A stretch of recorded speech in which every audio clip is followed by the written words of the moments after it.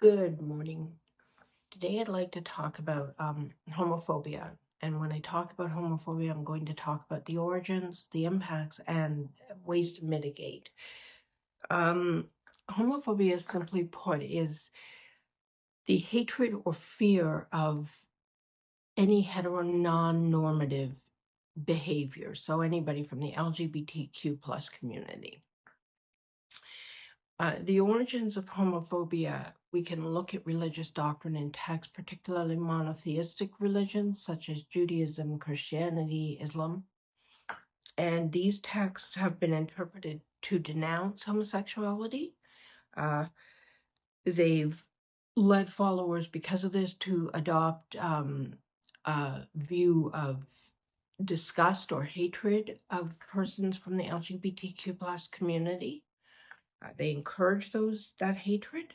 Of course, there are also the colonial legacies. Now, during the colonial era, European powers uh, imposed their moral and legal codes on regions of the world that were not quite so uh, binary in their perspective. They had more fluid understanding of gender and gender identity.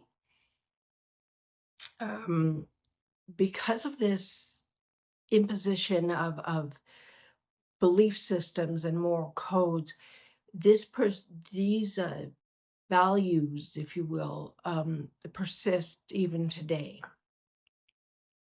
Of course, there's also the patriarchal structures that we see in societies. So societies where there's a strong belief in male and female behaviors and what is acceptable for male and females tend to have greater incidence of homophobia. Finally, there is the fear of the unknown and a lack of exposure. So those who have very little interaction with persons from the LGBTQ plus community, who may have been raised in deeply religious homes in monotheistic religions and have been told to stay away, are more likely to hold these negative stereotypes. And of course, we live in a society where people are encouraged to stay away from persons from the LGBTQ plus community. So it increases their lack of knowledge, their lack of experience, and their fear. There are several impacts to homophobia. Now, certainly there are mental health impacts. We see higher rates of anxiety and depression among members of the LGBTQ plus community because of the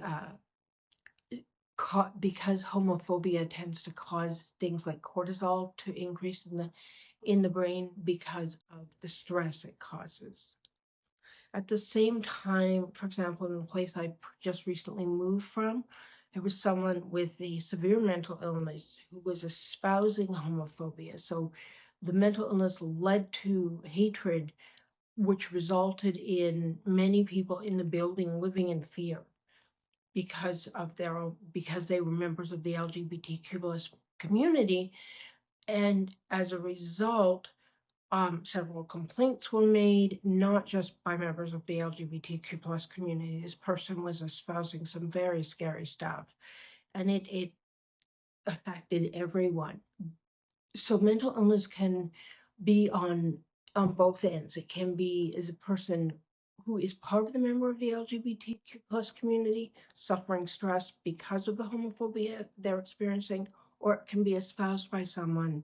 Homophobia can be espoused by someone with mental illness. And let me be clear, I am not using mental illness to excuse homophobia.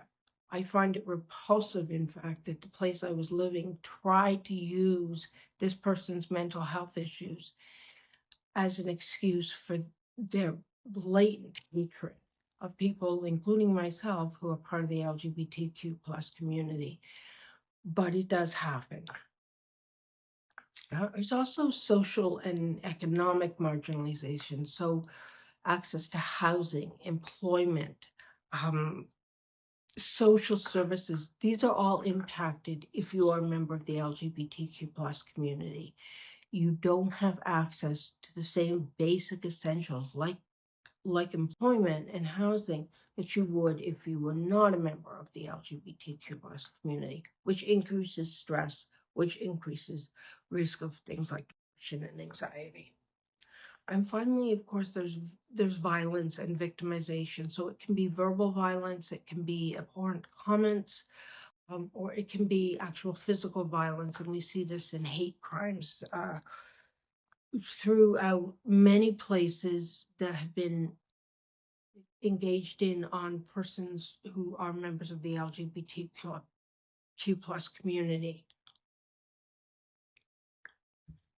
Um, Now, I want to address homophobia online because it really has taken hold. And first of all, there's that feeling of anonymity, and I've discussed that in previous videos. People feel like they're anonymous, they're not accountable, so they're more likely to express hate and ideas that may not be so socially acceptable anymore because they don't feel like they are accountable. As well, there are these echo chambers and algorithmic reinforcement of these echo chambers. So what happens with social media and the algorithms is that they align with users' existing beliefs, and they create these echo chambers that allow them to almost become entrenched in their hate. They don't get a more broad set of views. It's very focused. And of course, there are organized hate groups online, and these are part of the echo chambers, but they disseminate homophobic propaganda. They coordinate harassment campaigns. They radicalize individuals. There are ways that we can mitigate the effects of homophobia, and we can mitigate homophobia itself. First of all, we need to implement education, and it's ironic, but in many places, including here in Alberta, the education that would support a more diverse understanding is actually being pulled back. So people are being encouraged to hate by their governments, by their educational institutions. Also, of course, there are legal protections and policies that can be put in place, and some of which are, and some of which need to be enhanced, that can support a more diverse understanding. And these include protecting individuals from housing bias, from employment discrimination, a legal recognition of same-sex relationships, which I'm proud to say as a Canadian has been a long-standing thing here, and we are very proud of that. Also, support systems and mental health supports can become more inclusive. So training mental health persons in how to interact with members of the LGBTQ plus community, how to be proactive and positive, create safe spaces. And finally, we need to talk about online moderation and accountability. So social media platforms that implement moderation policies, robust moderation policies that pick out hate speech and remove it, are much more effective than, say, those like X that encourage this kind of hatred.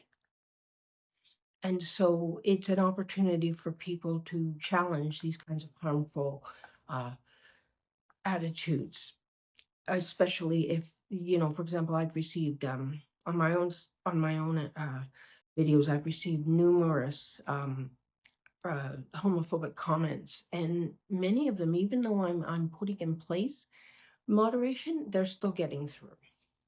So who knows? The reality is that homophobia has become entrenched in our society from the earliest times, from those religious texts, and has in societies such as the one we live in Canada or the US or any of the G8, or we're at 7 now, in nations, the United States. these attitudes have maintained a certain prevalence because of attitudes by leaders who have and for instance, online platforms and so forth that have encouraged them. And with this, I ask you to rethink, not rethink your values, but to consider alternatives, to be more diverse.